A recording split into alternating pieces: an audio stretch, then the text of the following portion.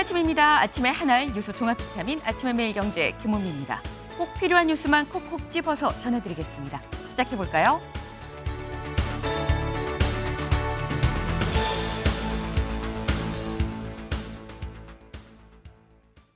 네, 매일경제 일면입니다. 챗 GPT가 바꾼 3년, 이젠 구글이 선두에 섰다라는 소식입니다.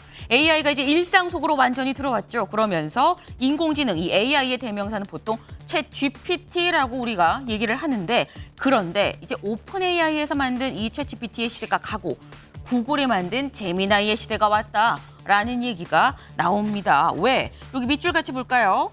구글이 공개한 새 AI 모델 제미나이 3 프로는 글로벌 AI 평가 사이트에서 벤치마크 점수 1495점으로 1위를 기록했습니다. 그럼 챗 GPT는 몇 점이냐? 1454점, 4위에 그쳤다라는 거죠. 시장이 바로 반응했습니다. 여기 볼까요? 미국 증시에서 이 마이크로소프트를 제치고 시총 3위에 올랐다라는 거죠. 네, 그만큼 바로바로 시장은 느끼고 반응하고 있다라는 건데, 구글의 모에서 알파벳 주가가 심상치 않다라는 거죠. 사용자가 이제 물어보면 답을 내놓는 챗봇의 형태를 넘어서서 디지털 동료까지도 넘볼 수 있는 위치에 AI가 섰다라는 얘기가 나오고 있습니다. 다음 기사 같이 볼까요? 휙휙 바뀌는 세상, AI만 바뀌는 게 아니다. 경향입니다. 공무원 복종 의무 76년 만에 사라진다라는 소식입니다. 네, 어제 인사혁신처 행정안전부가 공무원법 개정안을 입법 예고를 했습니다.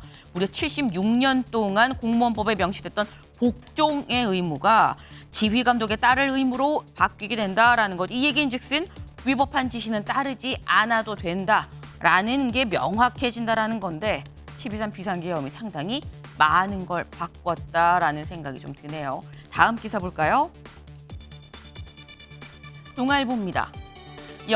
자사주 1년 내 소각 의무화, 재개, 경영권 위험에 노출되는 거 아닙니까? 라는 얘기가 나오고 있습니다.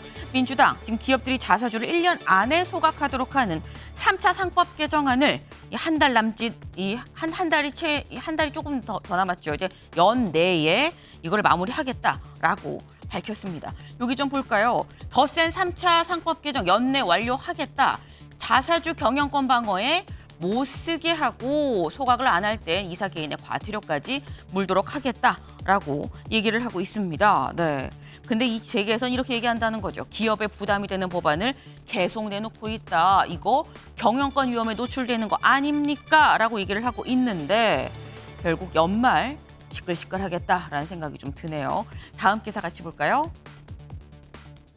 조선일보입니다. 산자와의 전쟁에도 사망자는 되레 증가했다. 이재명 대통령 산자와의 전쟁을 선포를 했었죠. 강력 드라이브를 걸었는데, 근데 여기 보겠습니다. 올 9월까지 9월을 기준으로 봤을 때 457명이 숨져서 오히려 3%가 더 늘어났다라는 겁니다. 그렇기 때문에 처벌이 아니라 예방 정책이 더 이 방점을 찍고 중요하게 여겨야 되는 거 아니겠느냐라는 얘기가 나오고 있는 그런 상황이네요. 다음 기사 볼까요? 한겨레입니다. 김건희, 박성재의 김혜경, 김정숙 수사 왜 안 하나? 네, 김건희 여사 자신의 이 디올 가방 수수 의혹 관련해서 검찰이 본격 수사에 막 착수하려고 했었던 작년 5월에 박성재 당시 법무부 장관한테 이렇게 문자를 보냈다는 거죠. 김혜경 여사, 김정숙 여사의 수사는 왜 안 하는 겁니까? 라고 하면서 또 하나, 내 수사는 어떻게 되고 있는 겁니까? 라고 얘기를 했다라는 거죠. 이걸 이렇게 직접 물어도 되는 거냐?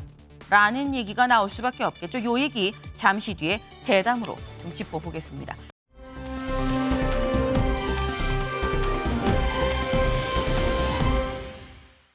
네, 여기 크게 적혀있는 누리 보이시나요? 네, 전남 고흥 나로 우주센터에 지금 준비를 마친 한국형 발사체 누리호가 이제 내일 새벽 4차 발사를 기다리고 있습니다.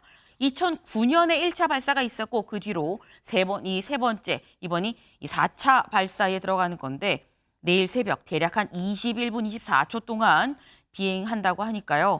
아마도 내일 아침 이 시각엔 바로 이 자리에서 누리호 4차 발사의 성공 여부를 저희가 말씀드리게 되지 않을까라는 생각을 좀 해봅니다.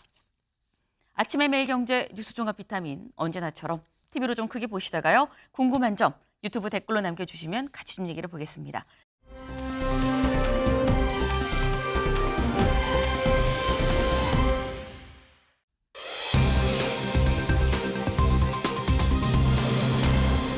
중형입니다. 중형. 네. 대체 이게 무슨 얘기인지 여기 같이 보겠습니다. 내란 중요 임무 종사 혐의를 받고 있는 한덕수 전 총리 오늘 10시에 결심 공판이 예정이 돼 있습니다. 정말 2시간도 채 남지 않았다라는 거죠.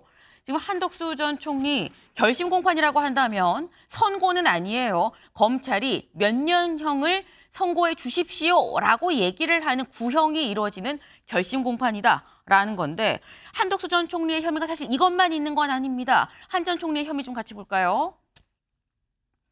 총 한 6개 정도 돼요. 내란 중요임무 종사, 그리고 내란 우두머리 방조, 허위 공문서 작성 행사, 대통령 기록물 관리법 위반, 공용 서류 손상, 위증 등의 혐의가 현재 받고 있는 건데 이 중에서 내란 중요임무 종사는 5년 이상의 징역 금고 그리고 최대 사형까지도 가능한 굉장히 좀 중한 혐의다라고 볼 수 있는 거죠. 송영훈 변호사님. 사실 다른 혐의도 상당히 많긴 많습니다. 지금 여기 쭉 보이시는 것처럼 많긴 많은데 그중에서도 내란 중요 임무 종사 혐의 이게 사실 12.3 비상계엄에 좀 직접적으로 좀 연관이 될 수 있는 혐의거든요. 오늘 한 전 총리의 구형 어떻게 전망하십니까? 특검으로서는 상당히 중형을 구형할 것으로 예상됩니다. 왜냐하면 22.3 비상계엄 관련 재판 중에서 네. 중요임무 종사 이상의 혐의를 받고 있는 인물 중 가장 먼저 구형이 이루어지는 인사가 한덕수 전 총리입니다. 그렇기 네. 때문에 특검은 아마도 그 상징성을 고려해서 어느 정도의 중형을 구형할 것으로 예상이 됩니다. 다만 그것이 법원의 최종적인 판단과 일치한다는 보장은 없기 때문에 법원의 판결은 지켜봐야 되겠지요. 다만 최근에 그 이진관 부장판사가 피고인 신문 과정에서 한덕수 전 총리에게 물어본 질문들을 보면 법원은 상당히 한덕수 전 총리에 대해서 혐의의 무게를 두고 있는 것처럼 보이는 장면들이 있습니다. 예를 들면은 윤석열 전 대통령에게 비상계엄을 적극적으로 말리지는 않지 않았느냐고 묻는 장면들이 여러 번 등장하거든요. 그것은 결국 특검이 애초에 그 기소할 때 부작위에 의한 방조로서의 내란 우두머리 방조라는 법리를 구성하지 않았었습니까? 네. 그것을 자위범으로 공소장 변경하도록 그렇게 해서 내란 중요임무 종사로 공소장 변경하도록 유도를 하긴 했지만 한덕수 전 총리가 적극적으로 계엄을 말리지 않은 것은 형사적으로 책임을 질 만한 부분이다라고 보는 시각이 어느 정도 반영된 것이 아닌가 해석되는 지점이 있습니다. 그렇기 때문에 현재로서는 한덕수 총리에게 이 재판이 유리하게 흘러가고 있는 것처럼 보이지는 않는다라고 말씀드릴 수 있겠습니다. 네. 일단 검찰 입장에서는 오늘 구형 상당히 좀 중형을 얘기하지 않겠냐, 중형을 내리지 않겠냐라는 말씀을 지금 하셨어요. 근데 말씀처럼 일단 이거는 구형이죠. 오늘 있는 건 구형입니다. 중요한 건 그래서 재판부가 몇 년형을 선고, 최종 판단을 하느냐 여부가 더 중요한 건데 재판부가 이번 사건을 어떻게 보는지 재판부도 좀 유죄로 보고 있는 것 같아요라는 취지로 말씀하셨죠. 왜? 지난 공판 때 어떤 얘기가 오갔는지 잠깐 보고 오실까요? 대통령에게 반대라는 말은 또 이번에도 반대라는 단어 자체를 직접 쓰진 않으셨죠. 네. 대통령을 아까 말씀하신 것처럼 만류하는 취지로 말씀하신 것은 맞고요. 네. 피고인이 비상계엄을 막을 생각이 있었다면 피고인도 반대하기 아주 좋은 환경 아닙니까? 같이 비상계엄은 안 됩니다. 제고해달라고 같이 호응할 수 있는 아주 좋은 시기인데요. 왜 가만히 계셨습니까? 그러니까 저는 저 안에서 대통령께 말씀드렸고 그리고 2번 정도 들어갈 때마다 그게 저는 계속 만류하는 그런 입장을 계속 대통령께 전달을 하고 있었거든요. 최상목 부총리나 조태열 장관이나 이런 연륜이 있는 이런 장관들이 좀 대통령께 말씀을 해주시는 것이 좋지 않겠나 그런 생각을 좀 했었던 것 같습니다. 근데 지금 생각해 보면 저도 더 좀 열심히 거기에 그 합류를 해가지고 그런 행동을 했으면은 훨씬 더 좋았겠다 하는 그런 아쉬움은 굉장히 가지고 있습니다. 비상계엄 선포하러 가는 걸 말리지도 않지 않았습니까? 이석하는 윤석열 말린 적도 없죠. 정말 아쉽게 생각합니다. 네, 일단 이진관 부장판사가 지난 24일 요 바로 결심 공판 직전 재판인 거죠. 그때 때 한덕수 전 총리에 대해서 하는 얘기를 지금 보면 조현선 변호사님. 일단 분명한 건 좀 무죄로 보는 건 아닌 것 같다라는 생각이 들긴 들어요. 사실 검찰의 구형도 중형일 거라고 이 전망이 나오긴 했습니다만 검찰 구형보다 재판부가 더 세게 나중에 선고를 할 수도 있는 거 아닙니까? 그렇죠. 그것은 재판장의 재량의 범위에 있다고 할 수가 있는 것이고요. 보통 형사 재판에서 법원에서 재판장이 하는 발언이 굉장히 중요한 의미를 가지고 있습니다. 네.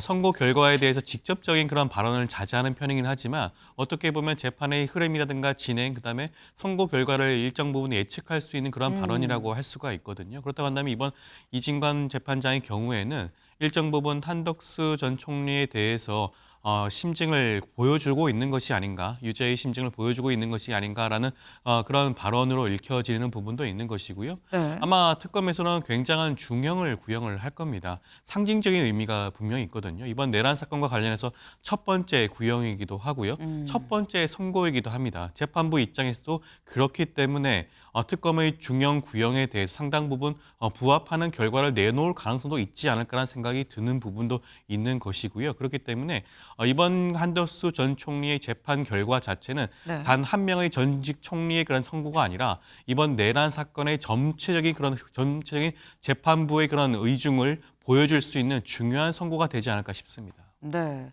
지금 쭉 말씀하시는 중에 나왔죠. 이번 이 한덕수 전 총리에 대한 이번 결심 공판 그리고 이어지는 아마 선고도 가장 먼저 좀 이루어지는 이 케이스가 아닐까라는 생각이 드는데 12.3 비상계엄 관련한 여러 지금 현재 많은 피고인들 중에 가장 빨리 결론이 나는 1심 결론이 나는 바로 그 이 사건입니다. 그러다 보니까 아무래도 다른 피고인들의 어떤 구형 선고의 바로미터가 되는 거 아니겠느냐라는 얘기가 나오고 있다라는 거죠.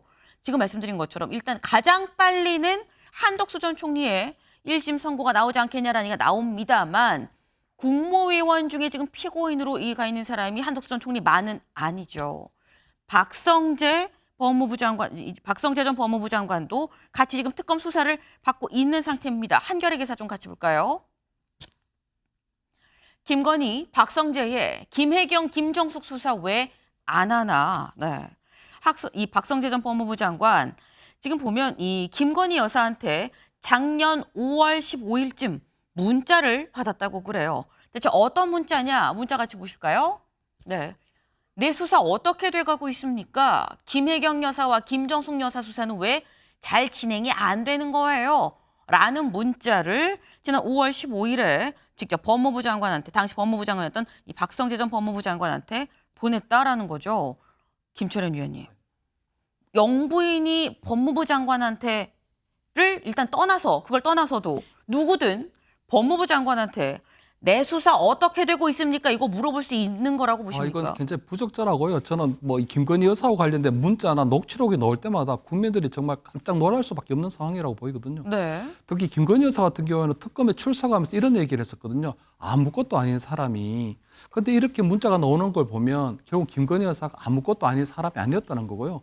법무부 장관에게도 이런 문자를 보냈지만 비상계엄 당시에는 국정원장에게도 본인이 또 특정한 문자를 보낸 것에 대해서 또 나오고 있는 거거든요. 네. 그렇다면 그럼 김건희 여사가 전반적으로 큰 틀에서 이 국정에 관여하고 있었지 않느냐 하는 이런 좀 생각이 들고 또 그렇게 저는 김건희 여사 국정에 관여할 수 있게 된 게 결국은 윤석열 전 대통령의 묵인 내지 방조였다고 보이거든요. 아마 박성재 장관이 저런 문자를 받았을 때 네. 본인이 이것을 어떻게 답변해야 될지 어떻게 처리해야 될지 좀 고민을 하고 다른 장관들이나 예를 들면 뭐 대통령실의 비서실장이 한번 물어봤을 것 같거든요. 근데 그분들이 아마 김건희 여사가 보내는 문자에 대해서는 즉각적으로 답을 해줘라 하는 그런 것을 받았기 때문에 박성재 장관도 어떤 형태로 좀 조치를 취하지 않았을까 이런 생각이 들고 네. 그렇다면 이 장면에서 저는 좀 재조명돼야 되는 게 결국 한동훈 전 대표라고 보이거든요. 한동훈 전 대표가 법무부 장관에 취임하니까 비하폰을 주더라는 거예요. 근데 그 비하폰을 받으면 반드시 이러한 일이 일어날 것 같아서 그 비하폰을 개봉도 하지 않고 그냥 네. 서랍에 처박아 놨다는 얘기도 있고 또 총선 전에는 보면 비대위원장을 만났을 때 그때 아마 김건희 여사로부터 3번의 어떤 문자가 왔는데 그걸 다 일십하고 답변하지 않았다는 거잖아요. 아마 저는 한동훈 전 대표였던 강심장도 굉장히 대단하지만 그때 당시에 다른 국무위원들이나 장관들이 한동훈 전 대표처럼 김건희 여사와 확실하게 좀 선긋기를 했다면 지금이야 한번 한국 정치가 상당히 많이 달라지지 않았을까 하는 그런 아쉬움이 있습니다. 네. 지금 과연 김 여사가 어디까지 연락을 하고 어디까지 직접 개입을 하고 했었던 거냐라는 얘기가 지금 나오고 있다라는 거죠. 더불어서 사실 박성재 전 법무부 장관한테만 그런 게 아니라 그 후에 한동훈 이 법무부 장관한테도 똑같이 문자를 보내고 했었던 걸 보면 굉장히 여러 사람한테 보냈다는 거 아니겠느냐라는 말씀을 지금 하셨어요. 특히나 이런 문자, 뭐 영부인과 법무부 장관 간의 문자를 떠나서 내 수사 괜찮아요라고 말하는 것 자체가 맞느냐라는 말씀을 드렸죠. 근데 이 시점 자체가 굉장히 또 좀 묘하다라는 겁니다. 저희 타임라인 준비됐을까요? 타임라인 같이 보겠습니다. 지금 보면 지금 5월 15일에 김 여사가 바로 박성재 전 법무부 장관에 문자를 해요. 그런데 요 앞을 좀 보죠. 불과 한 2주가 채 되기 전에 대략 한 2주 전에 이원석 당시 검찰총장이 디올백, 이 명품백 관련해서 전담력 구성을 지시합니다. 본격 수사에 좀 들어가게 되는 상황인 거죠. 그리고 5월 11일 인사를 좀 연계달고 요청을 합니다. 하지만 법무부에선 고위직 인사를 단행을 하죠. 그리고 난 다음에 이런 메시지가 있었고 그 뒤에 5월 16일 신임 검사장급이 처음으로 출근을 했다라는 겁니다. 사실 당시에도 인사 시즌이 아닌데 요 검찰 인사 요 좀 연기를 해달라고 얘기를 했는데도 왜 바로 한 거야라는 얘기가 있었죠. 여기 7초 침묵항이 보이시나요? 영상으로 확인해 보시죠. 검찰총장과는 협의를 다 했습니다. 그러면 시기를 언제 해달라고 하는 부분이 있었다고 하면 그 내용대로 다 받아들여야만 인사를 할 수 있는 겁니까? 어제 검찰 인사 있었는데 총장님과 충분히 사전을 거친 게 맞습니까? 어제 단행된 검사장 인사는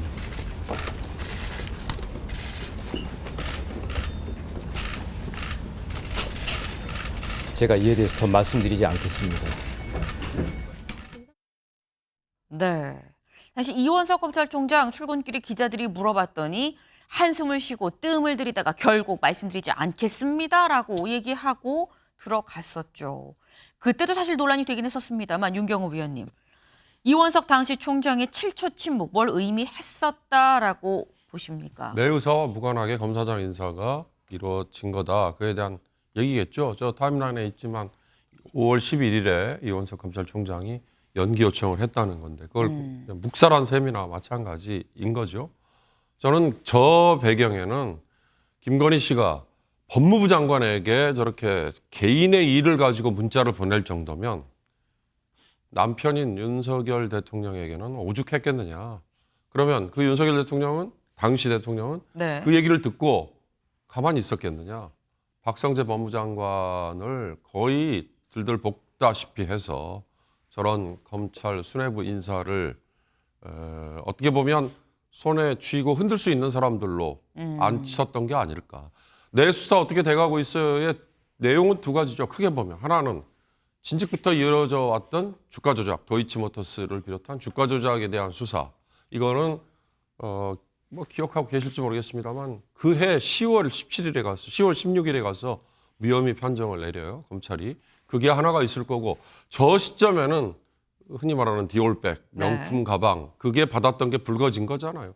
여론이 들끓으니까 그에 대해서 수사해야 된다 이건데 그걸 본인이 저렇게 내가 왜 나만 가지고 그래라는 식의 얘기를 했을 정도면 법무장관에게 남편에게는 오죽했을까. 그게 다 뒤죽박죽된 거 아니냐. 그래서 저 김건희 특검이라는 건 네. 김건희 씨의 국정농단에 대한 특검이다. 그걸 다시 확인시켜 주는 거죠. 네. 지금 박성재 법무부 장관한테 이런 문자를 보낼 정도면 남편인 윤석열 전 대통령한테는 어떻게 했단 얘기냐라고 말씀을 하셨죠. 사실 김건희 여사가 박성재 전 법무부 장관한테 보낸 문자가 방금 내 수사 어떻게 돼요? 뿐만은 아니었습니다. 그 비슷한 시점에 무슨 문자를 보내느냐. 지라시라고 얘기를 하죠. 정보지를 또 보내요. 이원석 검찰총장이 사퇴 요구를 받아서 항의성으로 김건희 여사 관련한 이 수사를 신속히 하라고 수사를 지휘를 했다. 수사팀의 지휘부가 그래서 교체가 된 거다라는 내용을 담은 정보지를 김 여사가 박성재 당시 법무부 장관한테 보냈었다라는 거죠. 그리고 몇 시간 뒤에 윤석열 당시 대통령도 비슷한 취재, 요 정보지와 비슷한 내용을 박성재 전 법무부 장관한테 보냈었다라는 겁니다. 그럼 이 시기적으로 비슷한 시기에 이런 문자를 보내는 요런 거를 송영문 변호사님, 이걸 오비 일학이라고 볼 수 있는 거냐는 거죠. 단순히 오비 일학이라고 우리 국민들께서 보시겠습니까? 그러니까 저런 의혹에 대해서는 정확하게 진실 규명이 되어야 하는 것이고요. 특히나 권력을 가지고 있을 때 수사에 개입하는 것은 어떠한 형태로 하더라도 그것이 직권남용이 될 가능성이 대단히 높다는 것. 어느 권력이든 명심해야 됩니다. 과거에 신승남 전 검찰총장이 대검 차장이던 시절에 울산지검장에게 울산지검이 내사하고 있던 회사와 관련해서 그 회사 잘 되게 해달라고 했던 적이 있습니다. 그 일이 있고 나서 1년 2개월 뒤에 이른바 이용호 주가 조작 특검이라고 하는 게 있어서 그 이용호 게이트 특검 때 이 사건이 밝혀져서 직권남용으로 기소가 됐고 결국은 최종적으로 유죄 확정 판결까지 받았습니다. 그 회사 잘 되게 해달라. 라고만 말했는데도 수사에 관해서 권한을 행사할 수 있는 자가 한 것이기 때문에 직권남용이라고 봤던 겁니다. 그러면은 대통령이 정보지에 내 아내의 수사에 관해서 이러이러한 내용이 나오고 있다라고 하는 것을 법무부 장관에게 보내면 그것을 어떻게 받아들여야 되겠습니까? 저 부분에 대해서 진실 규명이 필요하다고 봅니다. 다만 짧게 덧붙이자면 저것을 조은석 특검이 수사할 수 있는지는 좀 따져봐야 됩니다. 왜냐하면 저것은 내란 외환에 관한 특검법에서 수사 대상의 범위에 포함시킨 것으로 보기는 어렵거든요. 네. 저것까지 인지사건으로 조은석 특검이 수사할 수 있겠는가? 상당히 법리적으로 엄밀한 점검이 필요해 보입니다. 네, 지금 조은석 특검이 여기까지 볼 수 있는 것이냐, 혹 다른 이 수사 반경으로 다시 이 수사를 해야 되는 거 아니겠느냐는 취지도 말씀을 하셨어요. 사실 지금 나오는 얘기들 쭉 봤을 땐 과연 김 여사의 활동 반경이 어디까지인지를 규명하는 게 특검의 중요한 역할이 또 된 거 아닌가라는 생각을 좀 해봅니다.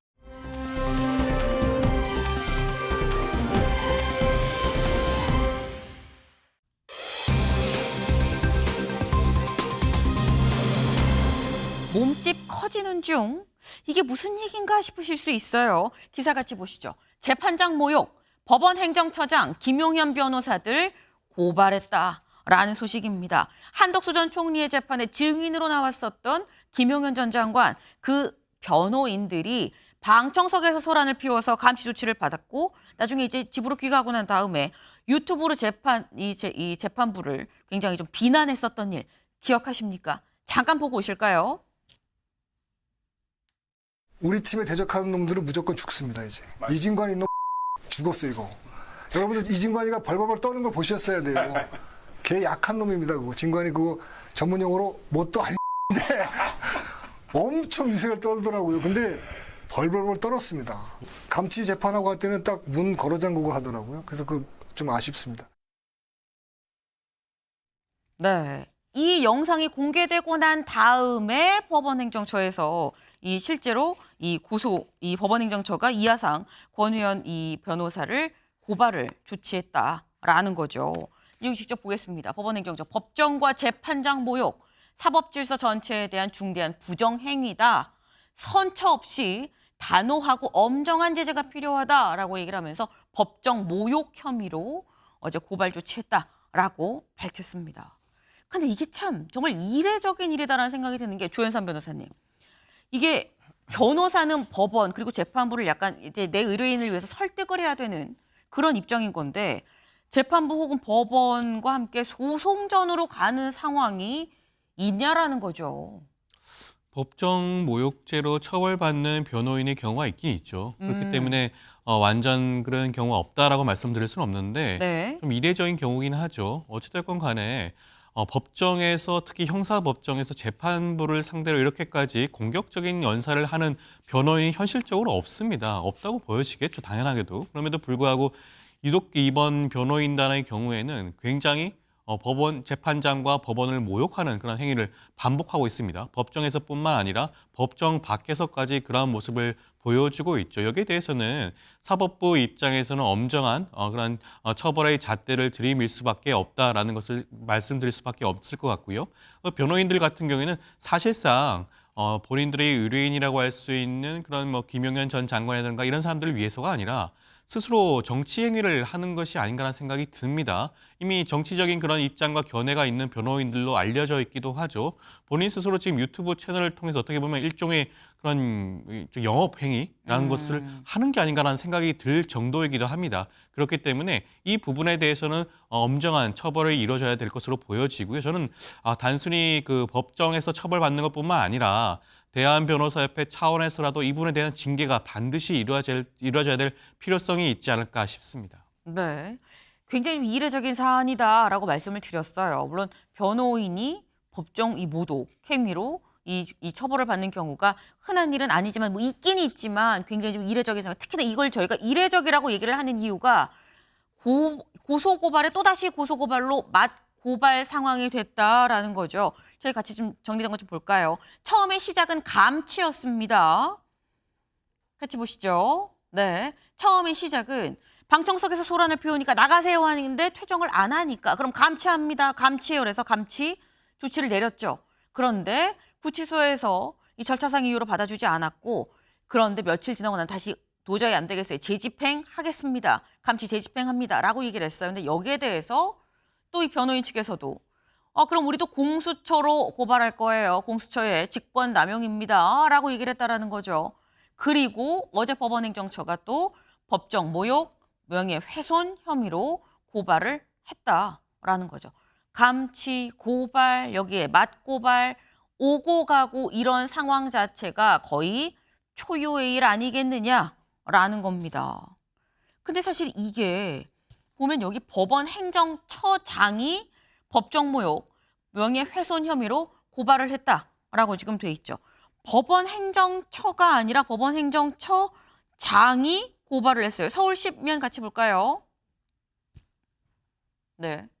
법원 행정처장이 이례적으로 김용현 변호인을 직접 고발했다라는 겁니다. 이건 송 변호사님 어떻게 해석해야 되는 겁니까? 사실상 사법부 전체의 공식 입장이다. 이렇게 네. 해석하면 될 것 같습니다. 그러니까 법원 행정처장은 여러 가지로 사법행정에 관해서 사법부를 대표하는 지위에 있습니다. 일례로 법관징계법에 따라서 법관을 징계했을 때 그 징계에 관한 취소 소송은 피고를 법원 행정처장으로 하도록 되어 있거든요. 그렇게 법률상 대표자 비슷한 지위에 있습니다. 그런 법원 행정처장이 고발을 했다는 것은 결국은 사법부의 권위에 도전하는 이런 법정 모독 행위를 법원 전체가 좌시하지 않겠다라고 하는 강력한 의지를 표명한 것이고 아마도 이 변호인들에 대해서는 감치, 징계, 처벌 3종 세트가 모두 이루어질 가능성이 있습니다.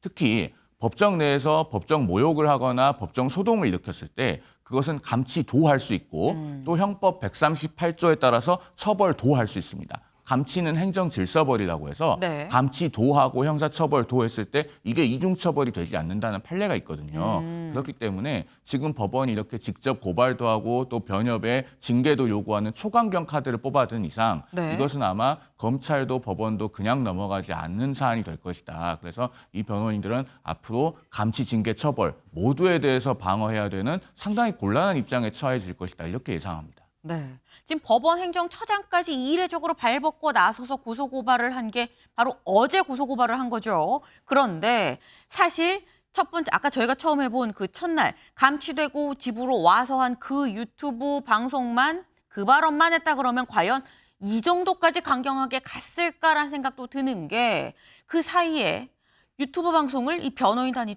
또 합니다. 지난 23일 이렇게 얘기했거든요. 같이 보고 오실까요? 사법부와 판사라는 자들이 앞장서서 피고인들을 핍박하고 피고인들의 변호인을 불법 감금하고 가두려고 하는 놈들이 저게 판사놈들입니까? 옛날에 일제시대 순사만도 못한 놈들이죠. 저 가짜는 놈이 안경 쓴 키 작은 남자라고 써놓고서 그 지 얘기인지도 모르고 얼마나 어리석은 인간입니까 저자가. 진관이 저놈 저런 어리버리한 놈한테 제가 진짜 저놈한테 딱 가서 욕하면 저 사람한테 자빠집니다. 진짜 욕을 안 들어먹어서 저더러 욕했다 말했다 그러는데 저는 욕한 게 아니라 저 놈을 조롱하고 비판한 것 뿐이에요. 이놈을 조롱해. 이런 놈은 조롱해줘야죠. 마구니 아닙니까? 마구니 같은. 윤경호 의원님. 이 정도쯤 되면 이거는 고소 고발해야 해줘라는 얘기로 들릴 수도 있어요, 법원 쪽에선. 그러니까 표현의 자유의 한계를 넘어선 이런 표현도 있어요. 저게 그러니까 이제 언론이라는 게 미디어라는 게 저 유튜브 방송 자체가 사실상 미디어 역할을 해버렸잖아요. 개인 유튜브지만. 그러면 표현의 자유를 보장해 주는 것도 있지만 책임은 그럼 어디까지 질 것이냐 이런 문제도 하나 던지는 거고요. 지금 사실은 저는 아까 감치 그 이후에 처벌이라고 송 변호사님 얘기하셨는데 네. 변호사는 자격입니다. 변호사 업무를 과연 계속 수행할 수 있도록 놔두는 게 맞는 건가? 과거의 독재 정권 시절에 박정희 정권 시절에는 정권에 항거한 변호사들에게 변호사 자격을 일정 기간 정지시키는 네. 징벌을 했어요. 자격을 아예 박탈하기도 했었어요. 그러나 변호사 협회라는 곳을 통한 자율 징계이기 때문에 그런 규정이 있는지 여부는 모르겠습니다. 그러나 법원행정처장이 직접 고발을 하면서 쓴 표현 중에는 사법질서 전체에 대한 중대한 부정행위라는 표현이 있어요. 그러면 그건 재발될 수 있다는 의미거든요. 그런 점에서 저는 변호사 자격에 대한 엄정한 조치가 뒤따라야 되는 거 아닌가 그런 생각도 듭니다. 네. 오죽하면 법원행정처장까지 나서서 얘기를 했겠느냐. 이게 지금 재발될 가능성도 좀 엿보이는 상황 아니냐라고 말씀을 하셨죠. 근데 어제 법원행정처에서 법정 모독 혐의로 이거 지금 저희가 고발합니다라고 얘기를 한 이후에 어젯밤 이하상 변호사 또 유튜브 방송을 진행을 했습니다. 뭐라고 얘기했는지 직접 들어보시죠. 그래서 저희 룰은 간단합니다. 핍박받는 사람을 그냥 두지 않는다는 겁니다. 도와준다는 거죠. 대신 우리가 피를 흘린다. 그게 저희 원칙입니다. 요즘 제가 갑자기 유명해졌습니다. 막 전화도 많이 와요. 괜찮냐고.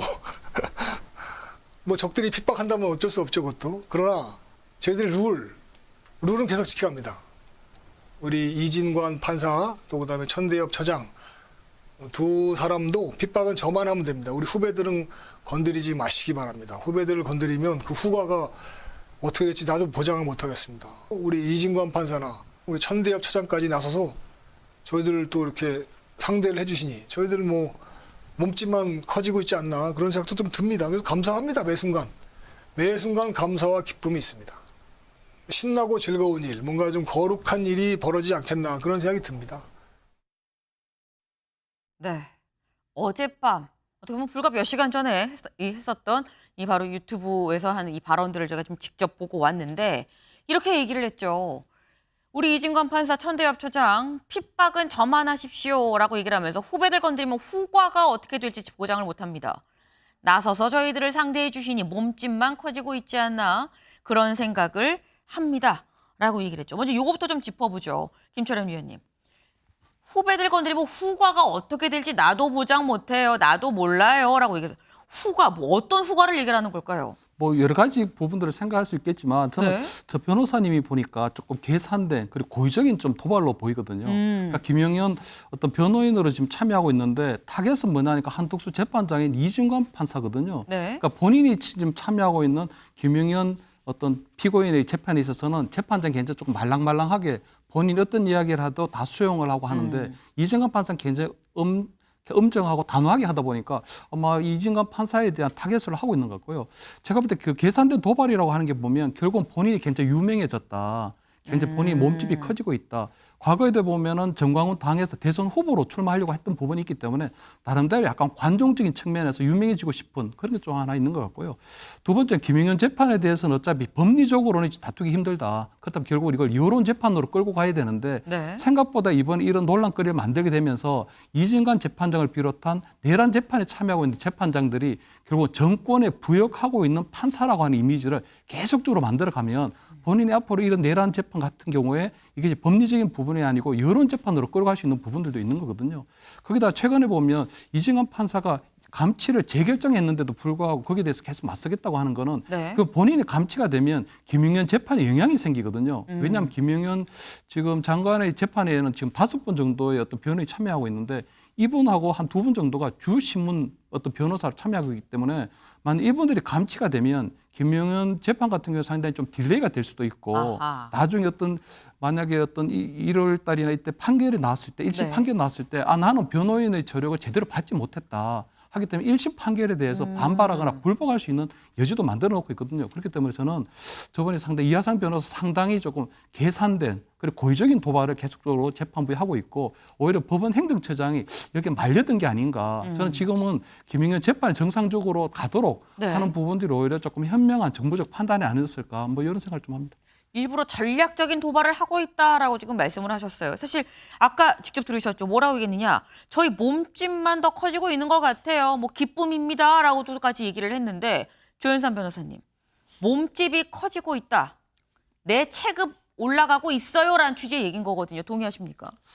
변호인 입장에서는 그렇게 생각할 수가 있겠죠. 뭐 극우 보수 세력들 입장에서는 지금 이하상 변호인과 같은 존재에 대해서 굉장한 뭐 매력이라든가 그런 걸 느낄 수는 있겠죠.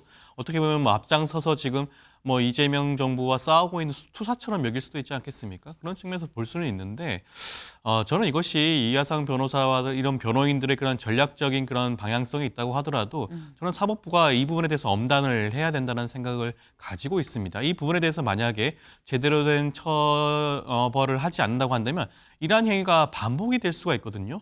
지금 이제 1심입니다. 1심도 아직까지 마무리가 되지 않았죠. 앞으로 남아있는 항소심 법원, 그다음에 대법원까지 가게 될 것으로 보여지는데 네. 기어지는 이런 연속되는 재판 과정에서 아마 변호인단은 끝없이 이러한 행동을 하는 모습을 반복적으로 보여줄 것이에요. 여기에 대해서 사법부가 적극적인 대응을 하지 않는다면 그것 자체가 사법부의 스스로의 권위를 실추시키는 것뿐만 아니라 국민들의 눈높이도 맞지 않는 그런 모습이 아닌가 싶습니다. 사법부가 적극적으로 대응을 해야 된다라고 말씀하셨죠. 사실 법원행정처 말고 서울중앙지법 차원에서도 또 이런 입장을 내놨습니다. 같이 볼까요? 서울중앙지법, 대한변호사협회 그리고 서울지방변호사회에 법원심리방해, 재판장 인신공격 등의 이유로 이하상, 권현 이 두 변호사에 대한 징계를 요청을 했다라는 거죠. 이미 이 사람들 문제 있어요. 이거 징계하셔야 됩니다라고 서울중앙지법 차원에서 변호사협회 얘기를 했다라는 건데 송영훈 변호사님. 이쯤 되면 사실 징계 수위가 낮지는 않겠다라는 생각이 들긴 들어요. 어느 정도의 징계까지 좀 보고 계십니까? 상당히 중징계가 나올 것으로 보이고요. 네. 저것은 대한변협이 외면할 수 없는 사안입니다. 일단 대다수 변호사들이 저것은 변호사 윤리의 선을 현저히 넘었다. 라고 평가할 만한 사안이고 더더군다나 법원으로부터 공식적으로 징계 요청이 있기 때문에 이것을 외면하거나 솜방망이 징계를 하게 되면은 법원과 변호사협회 간의 관계가 크게 악화될 겁니다. 그런 점에서도 외면할 수 없는 사안이고 제가 봤을 때는 이 정도 사안이면은 견책이나 과태료를 넘어서 네. 정직까지 충분히 나올 수 있는 사안이다라고 보여집니다. 그리고 이 윤리 규정에 따른 정직은 네. 앞으로 저 변호인들이 형사처벌을 받아서 그 형사처벌의 결과에 따라서 변호사 자격이 일정 기간 정지되는 것과는 별개입니다. 네. 예를 들어서 집행유예를 선고받으면은 그 집행유예 기간이 끝나고 2년 동안 변호사를 못 하거든요. 그리고 실형을 선고받으면 그 실형의 집행이 끝나고 5년 동안 변호사를 못 합니다. 네. 이런 것과는 별개로 자체적인 정직 수준의 징계가 내려질 가능성이 저는 적지 않게 있다. 이렇게 보고 있습니다.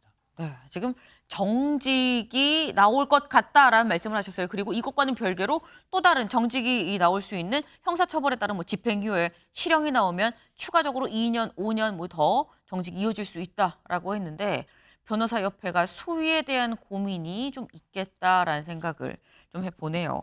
다음으로 넘어가 볼까요?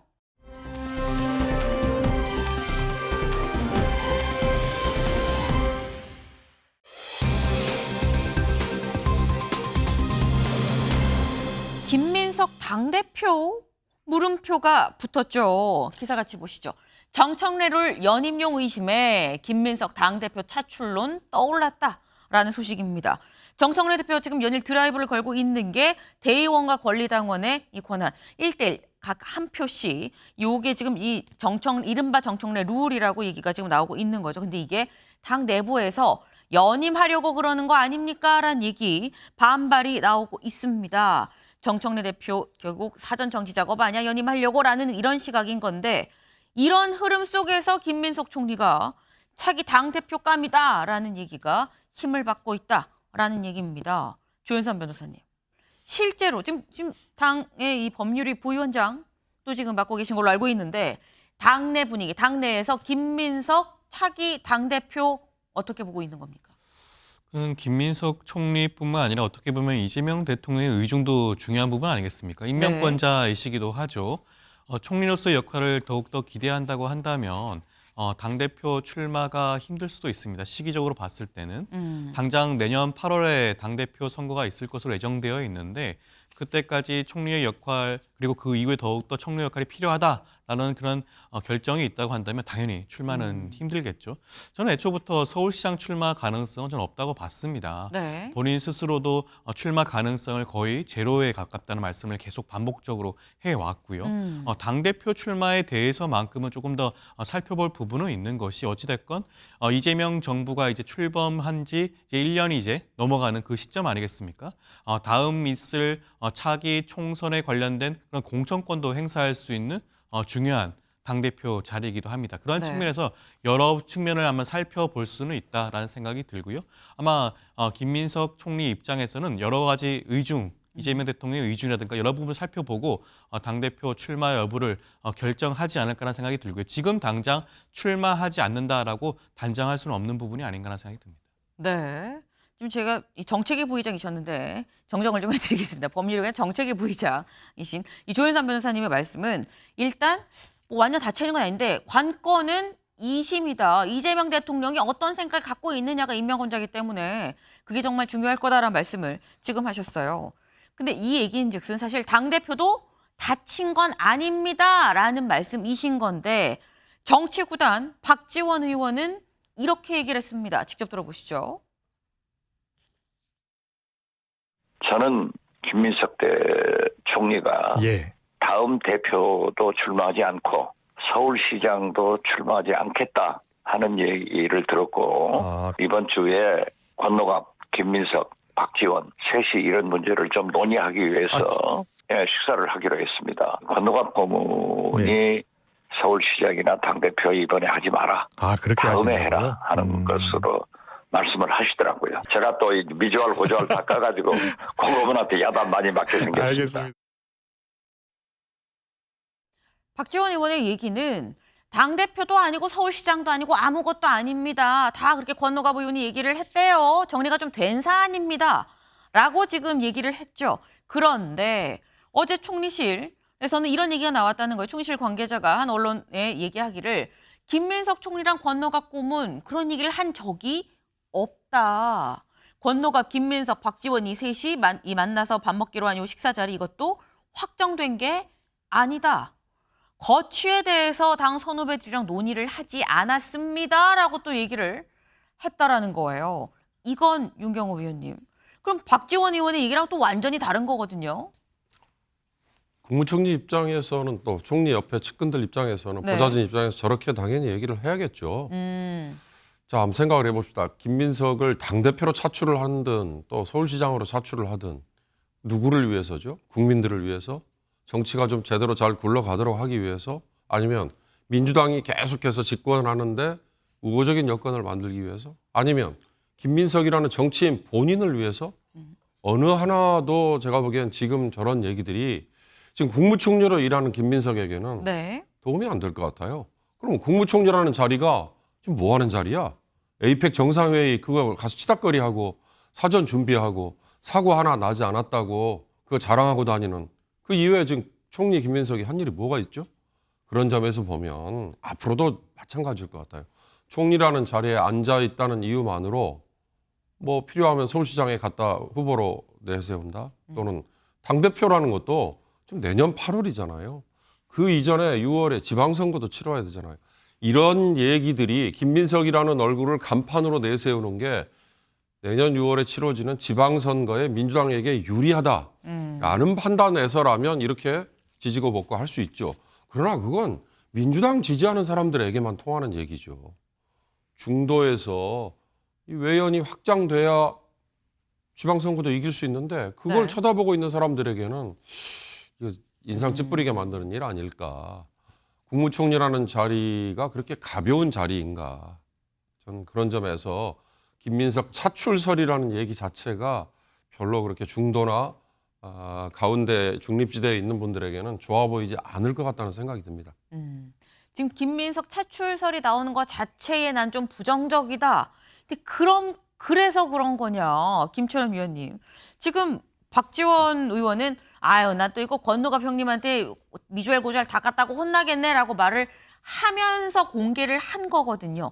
정치구단 박지원 의원이 굳이 혼낼 것 같아요라고 얘기하면서 다 깐 이유는 그럼 또 뭐냐라는 거죠. 저는 그 아마 박지원 의원이 김민석 총리를 정말 아끼는 마음에 네. 지금 얘기를 쓴소리를 하는 것 같거든요. 어쨌든 김민석 총리 같은 경우는 2002년 약간 38세 때 서울시장 후보였거든요. 민주당 서울시장 후보로. 네. 근데 그때 아마 이명박 후보한테 낙선되고 난 다음에 정치 야연의 생활을 한 10년 정도 했었거든요. 아마 그 박지원 의원 입장에서 볼 때는 지금 비상계엄과 탄핵을 통해서 출범한 이재명 정부의 초대 총리인데 본인이 벌써부터 당대표에 나간다, 서울시장 나간다, 이런 것들은 모난 돌이 정 맞는다는 것처럼 그렇게 나서다 보면은 큰일 난다 하는 이런 이야기들을 간접적으로 하고 있는 것 같고요. 박지원 의원이 얘기하는 부분이 이런 것 같거든요. 현실공학적으로 지금 총리가 서울시장이든 당대표는 불가능하다는 겁니다. 왜냐하면 서울시장 후보로 넣으려면 결국 또 국무총리직에서 사퇴를 해야 되는데 그렇다면 국무총리 또 인사청문회를 해야 되거든요. 그럼 인사청문회를 하다가 만약에 낙마하는 사태가 벌어지면 그건 서울시장 경선에도 문제가 생기지만 이재명 정부의 국정운영에 엄청난 부담을 주기 때문에 초대 총리였던 김민석 총리를 아무리 급하다고 한들 서울시장 후보로 차출할 일은 없는 거고요.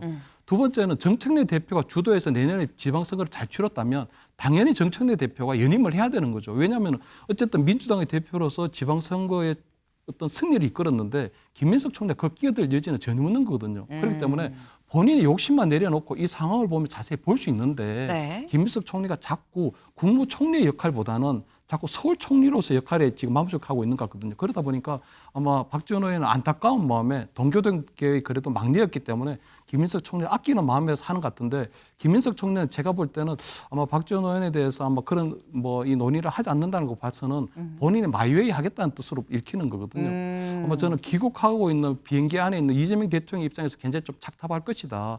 본인이 어쨌든 간에 외교 성과를 하고 있으면 본인이 어쨌든 책임 총리 역할을 줬다면 김민석 총리가 당연히 지금 민생과 경제를 좀 챙기고 있어야 될 사람인데 그렇지 못하고 있는 부분에 있어서는 아마 김민석 총리가 계속적으로 총리직을 수행할 수 있을지도 조금 좀 한계가 있지 않을까 이래 보입니다.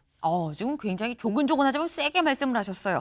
김민석 총리가 이렇게 자꾸 전면에 나오는 거에 대해서 이재명 대통령 뭔가 생각이 많을 텐데 총리직도 임기 다 마칠 수 있을지 모르겠다라는 취지의 이런 말씀을 지금 하셨는데 사실 김민석 총리 지금 저희가 차출설 서울시장이냐 당대표냐 막 이런 얘기가 지금 나오고 있죠.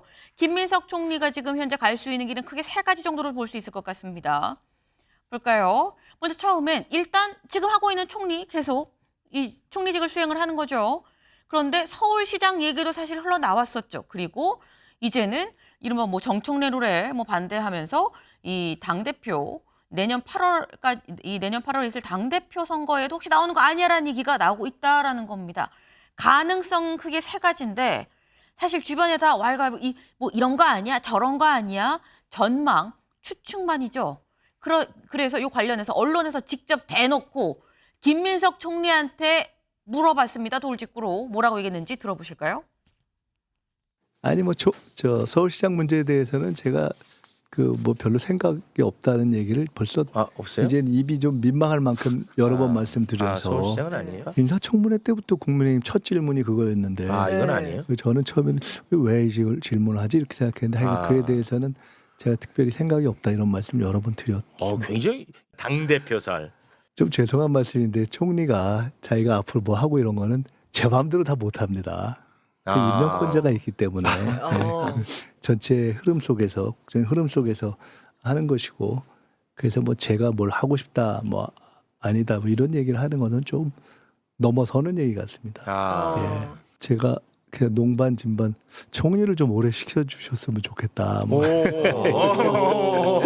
이렇게 얘기하는데 그게 다 모든 것이 다 제 맘대로 되는 것이 아니기 때문에 그렇습니다. 기본적으로 총리를 정치적으로 그다음에 뭘 생각한다 이거 자체가 좀 안 맞는 것 같습니다. 네, 좀 묘하죠. 서울시장에는 내가 안 나간다고 입이 아프도록 얘기했어. 민망할 만큼 얘기했어요라고 얘기를 하는데 당대표를 물어봤을 때는 임명권자가 있어서라면서 살짝 좀 여지를 남기는 이런 모습입니다. 근데 그렇다고 한다면 송영훈 변호사님, 약간 뭐 다른 당에서 제3자적인 입장으로서 임명권자는 어떤 결론을 내릴까요? 글쎄요. 이재명 대통령은 현재 정청래 대표와의 갈등 관계가 사실 수면 위로 올라와 있는 상태 아니겠습니까? 그렇기 때문에 김민석 총리가 다음 당대표에 도전해서 당권을 장악해 주기를 바라고 있을 가능성이 높다고 봅니다. 물론 김민석 총리 개인은 서울시장 나가고 싶은 생각이 없지는 않을 것으로 봐요. 그 속마음에서는. 왜냐하면 그런 마음이 전혀 없다면 종묘 앞에 갔겠습니까? 그러나 본인이 서울시장에 출마하기 위해서는 선결 조건이 4가지나 됩니다. 첫째, 대통령이 총리직에서 풀어줘야 됩니다. 네. 두 번째, 정청래 대표가 완강하게 거부할 경우 뜻을 이루기 어렵습니다. 현재 정청래 대표가 가지고 있는 당내의 세를 봤을 때요. 그다음에 지금 출마하겠다고 하면 종묘 앞에 갔던 것이 공무원의 지위를 이용한 사전 선거 운동으로 문제가 될 가능성이 있어요. 당장 입장을 밝힐 수도 없습니다. 네 번째로 인사청문회 과정에서는 그냥 넘어갔던 배추밭 투자 의혹에 대해서 선거 과정에서 어떻게 설명할 수 있을지 답이 있어야 됩니다. 이런 선결 조건들 때문에 아마 서울시장 출마로 입장을 돌리기는 쉽지 않을 것이고 그렇다면 이재명 대통령의 의중도 나와 불편한 관계에 있는 여당 대표보다는 그래도 좀 더 편한 당대표를 갖고 싶다라고 하는 생각이 있을 것이기 때문에 결국 민주당 당대표에 도전하는 쪽으로 귀착되지 않을까 하고 외부에서는 그렇게 보여집니다. 네. 이재명 대통령은 아마도 당대표 쪽으로 쓱 등을 밀지 않겠느냐라고 말씀하셨는데 이재명 대통령 곧 귀국을 하죠. 어제 순방에서 끝나고 돌아온 이재명 대통령 임명권자의 생각은 어떨 것이냐가 또 주목이 됩니다.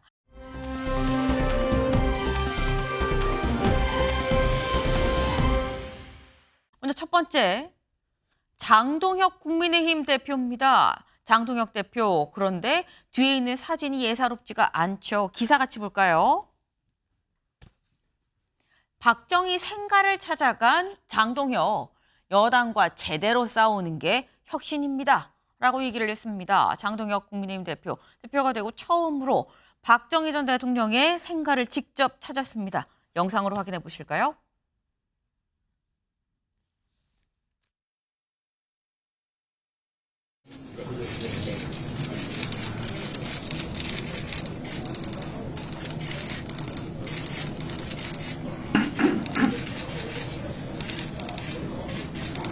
일부 의원님들께서 뭐 계엄에 관해서 좀 사과 메시지를 좀 내야 되지 않겠냐 이런 의견들이 있는데 대표님께서 따로 뭐 준비하신 거나 있으실까요?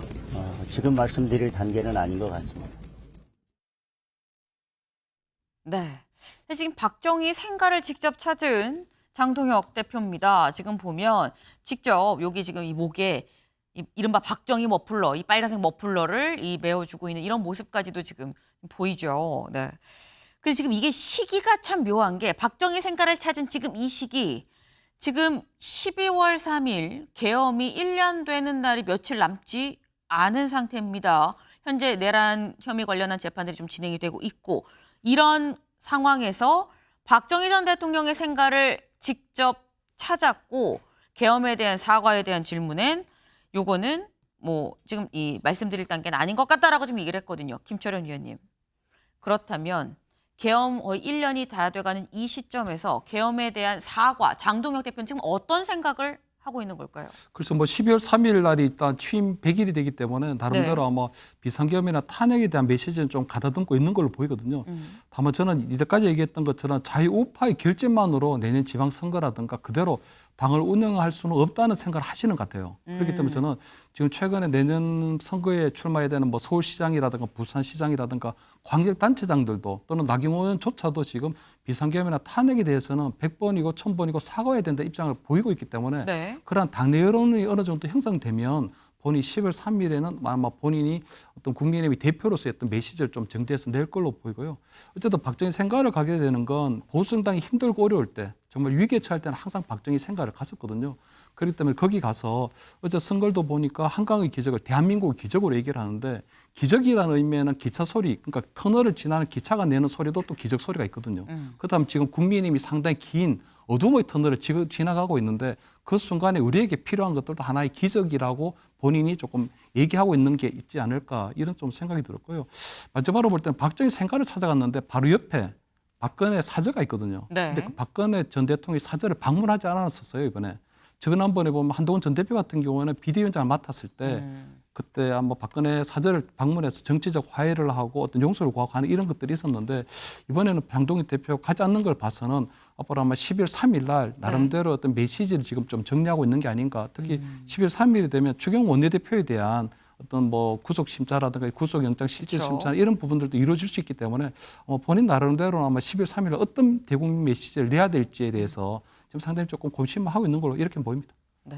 지금 말씀을 잘 들어보면 지금 이 한쪽에 있는 이 우파의 힘만 갖고는 앞으로 나아갈 수 없다라는 생각이 있는 것 같다. 그래서 12월 3일에 이제 1년이 되면 뭔가 중도에 호소하는 그런 메시지가 들어가지 않겠느냐라고 지금 전망을 하셨는데 송 변호사님 어떻게 보십니까? 당연히 비상계엄에 대해서 사과를 해야죠. 그런데 당연히 해야 된다. 그렇습니다. 그런데 어떤 내용의 사과가 되느냐도 대단히 중요합니다. 나경원 의원 같은 경우에 오늘 아침 조선일보 인터뷰를 보니까 계엄과 탄핵으로 이재명 민주당의 정권을 잃은 것만으로도 사과해야 된다 이렇게 얘기를 했던데 네. 사실 대다수 국민들이 듣고 싶은 사과는 일단 비상계엄 그 자체에 대해서 위헌 위법하고 잘못된 것이니까 우리가 책임을 통감한다라고 하는 진솔한 사과입니다. 그 다음에 정치적 문제들은 별개로 논할 이야기입니다. 그렇기 때문에 어떤 사과가 되느냐가 대단히 중요하다라는 것 한 가지 짚고요. 그다음 또 한 가지로 장동혁 대표가 이 계엄 사과에 대해서 적합한 메신저인가 여기에 대해서 여전히 의문이 있습니다. 왜냐하면은 비상계엄에도 하나님의 뜻이 있다, 하나님의 계획이 있다라고 말을 했던 것을 많은 국민들께서 기억하고 계시거든요. 그렇다면 계엄에 대해서 본인이 사과를 할 것이었다면 그 사과가 진정성이 있도록 그동안에 꾸준히 빌드업을 했어야 했습니다. 그런데 오히려 윤 전 대통령 면회를 가고 그 면회 갔던 사실을 공표를 하고 심지어 많은 사람들 앞에서 우리가 황교안이다라고 외치기까지 했거든요. 그 상황에서 장동혁 대표가 대표로서 사과를 했었을 적에 과연 국민들께서 그것을 진솔한 사과로 받아들이시겠는가. 오히려 하나님의 계획을 어떻게 사람이 사과하느냐라고 하는 냉소적인 반응마저 나오지 않을까 하는 염려가 있어서 제 개인적으로는 사과 이전에 충분한 빌드업이 없다는 점이 상당히 걱정스럽습니다. 네. 일단 당연히 이 계엄 1년이 되는 이 다음 주 이건 당연히 사과가 있어야 되는 건데 그 사과 전에 뭔가 빌드업하는 과정이 충분치 않은 것 같아서 그 점이 좀 우려가 된다라는 말씀을 하셨어요. 이제 곧 12월 3일이 다가오죠. 이때 어떤 메시지가 나올지 좀 봐야 될 것 같습니다.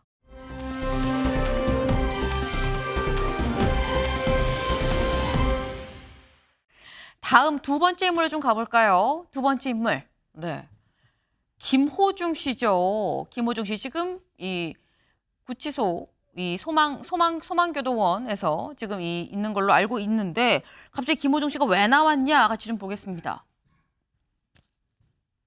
가수 김호중 계엄군에 잡혀갈 뻔했다라는 얘기가 나와요. 이게 대체 무슨 얘기인지 여인영 전 사령관의 얘기 직접 들어보시죠.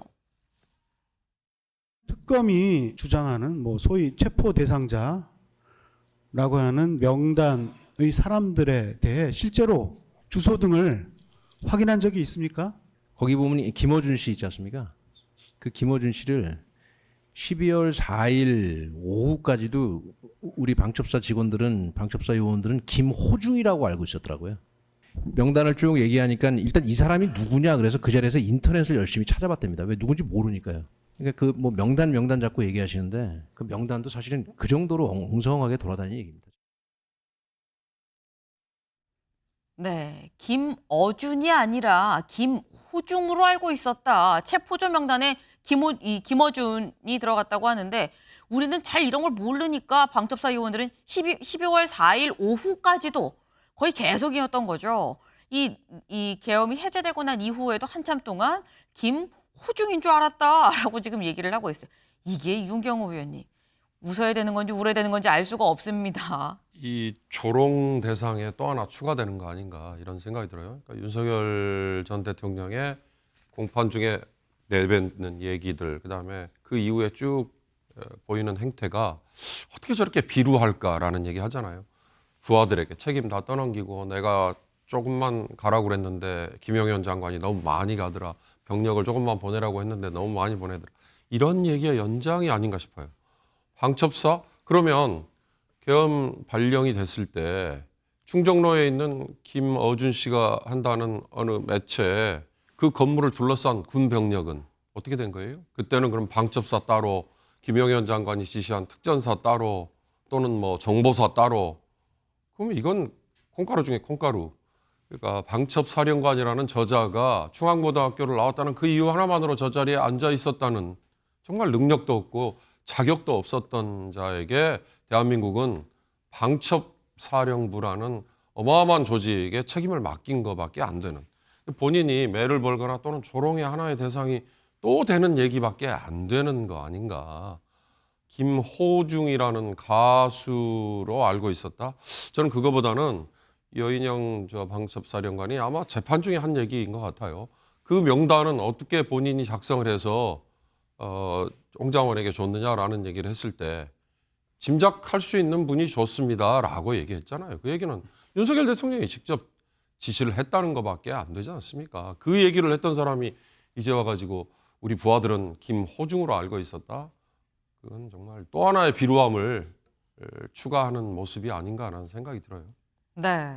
지금 이 체포조 명단을 대체 누가 불러준 거냐라는 걸 갖고 사실 지금 현재 진행되고 있는 내란 혐의 재판에서 좀 공방이 이루어지고 있는 상황이죠. 여기에 대해서 내가 했느냐, 나는 들었다. 재판에서 명확하게 해주세요. 나는 들은 겁니다. 내가 그냥 임의로 내가 얘기를 한 게 아니에요. 라고 얘기를 했었던 여인영 전 사령관. 참, 이 내란 재판 중에 가수 김호중 씨 이름까지 등장하는 이런 황당한 일까지 벌어지고 있습니다.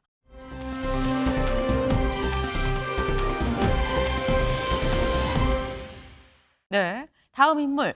이 사람 누구야 생각하시지 않겠나라는 생각을 해요. 사실 누군지 잘 모르겠죠. 외국인인 것 같긴 한데 기사 같이 좀 볼까요? 네, 이 사람 누구냐? 인도 최대 부호 안반입니다. 안반이 인도 릴라이언스 인더스트리 회장이에요.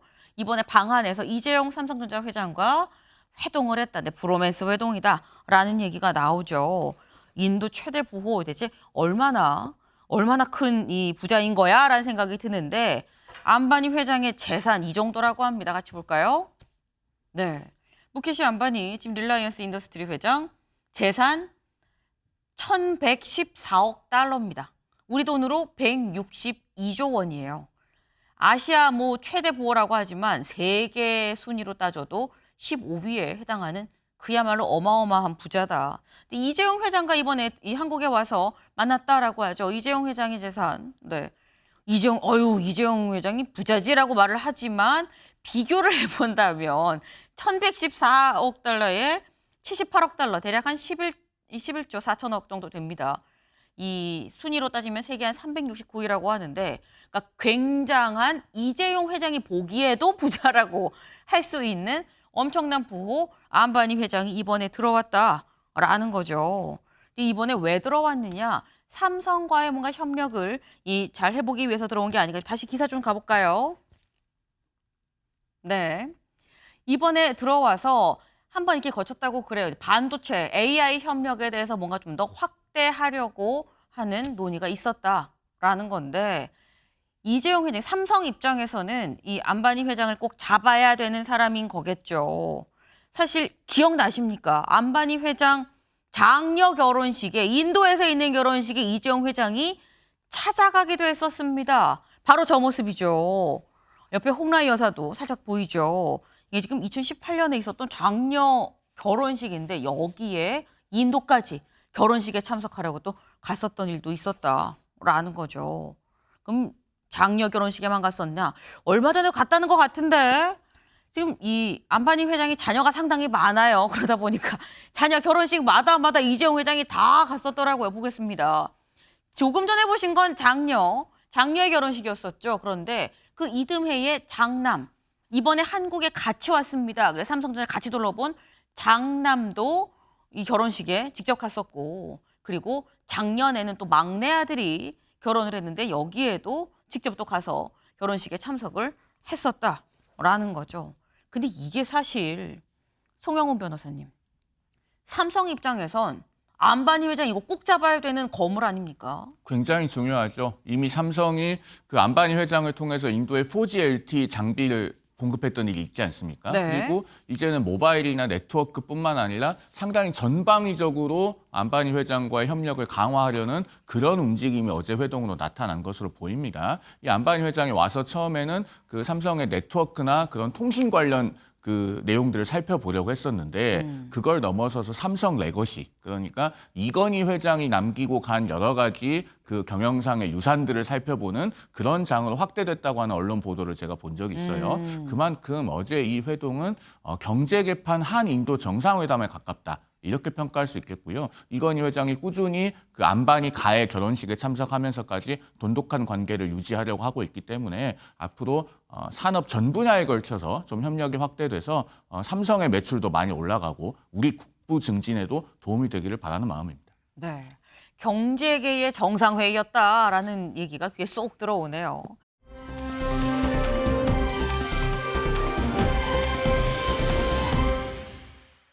마지막 네 번째 인물이죠. 어제 저희가 새벽에 들어온 안타까운 소식입니다 라고 말씀을 드렸던 바로 이순재 씨 소식입니다. 기사 같이 볼까요? 7순의 시트콤, 9순의 연극, 69년 동안 도전한 영원한 현역이었다. 그야말로 일평생을 현역으로 있다가 가신 분이다라는 거죠. 보기에는 1934년에 태어나서 연극, 이 연극 무대로 지금 데뷔를 했고요. 그리고 서울대 철학과 졸업, 그리고 나도 인간이 되련다로 TV에 데뷔를 했는데 그 뒤에 사랑이 뭐길래 대발의 아버지 역으로 인기를 얻었죠. 그리고 민자당 국회의원, 그 후에 허준, 거침없이 하이킥, 그런데 2023년 리어왕을 할 때 이미 7순이 넘은 나이였었어요. 근데 이 리어왕 8순도 넘었죠. 네, 8순이 넘은 나이. 그리고 그 뒤에 드라마로 이 KBS 최고령 연기 대상까지 탔었던 이순재 씨입니다. 어제 빈소엔 굉장히 많은 사람들이 찾아왔는데요. 그 모습 잠깐 보고 오시죠. 40여 년 동안 만나 뵐 때마다 진짜 어깨 두들겨 주시면서 정말 너무 좋은 말씀만 해주시고 책 한 권 읽는 것보다 더 좋았었어요. 너무 꿈을 꾸는 것 같습니다. 언젠가 하늘나라에서 뵈면 그때 멋진 연극 같이 한번 해봅시다. 오히려 지금 저 세상에 가시면은 친구분들이 많이 기다려주셔서 외롭지는 않으실 거다. 최근에 스승의 날 무렵에 찾아뵀었고 병원에 좋은 데서 편안하게 또 다른 좋은 작품 만나서 하늘에서 멋진 작품 하셨으면 좋겠습니다. 본인이 건강한 모습을 좀 더 저희에게 좀 보이고 싶으셔서 이렇게 아프신데도 엘리베이터 앞까지 나와서 이렇게 대응을 해주셨을 때 그 모습이 아직도 눈에 좀 선합니다. 그래서 네, 사람은 든자리보다 빈자리가 더 크게 느껴진다고 하죠. 유독 그 빈자리가 더 크게 느껴지는 거목, 이순재 선생님의 명복을 빕니다. 저희가 준비한 소식 오늘 여기까지입니다. 오늘도 좋은 하루 보내세요.